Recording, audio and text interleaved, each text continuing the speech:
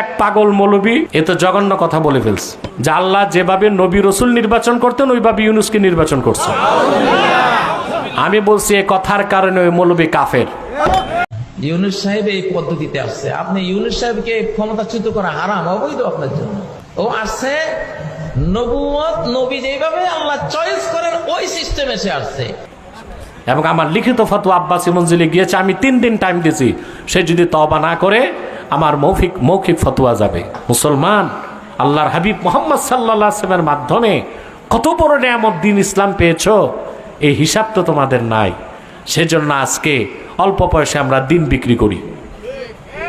কথা বলে মুসলিম শরীফের হাদিস, রাসূল করিম সাল্লাল্লাহু আলাইহি ওয়াসাল্লাম ইরশাদ করেছেন, এমন একটা সময় আসবে সকালে মুমিন বিকালে কাফের, বিকালে কাফের সকালে মুমিন।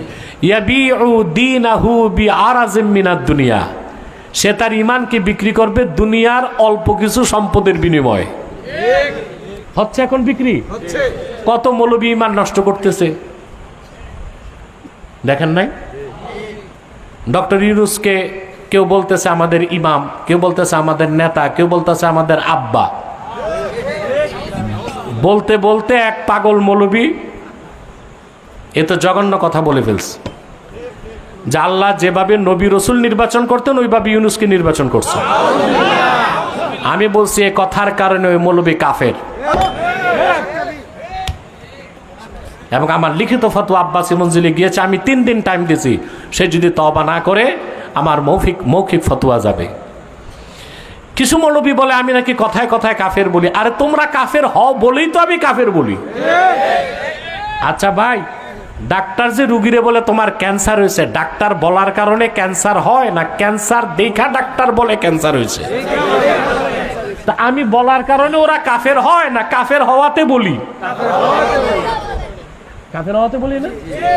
মাওলানা আশরাফ আলী থানভী রহমতুল্লাহ বলছেন, উলামায়ে কেরাম কিसी को কাফের नहीं बनाते, কাফের বলতে হয়। আলেমরা কাউরে কাফের বানায় না, কাফের বলে।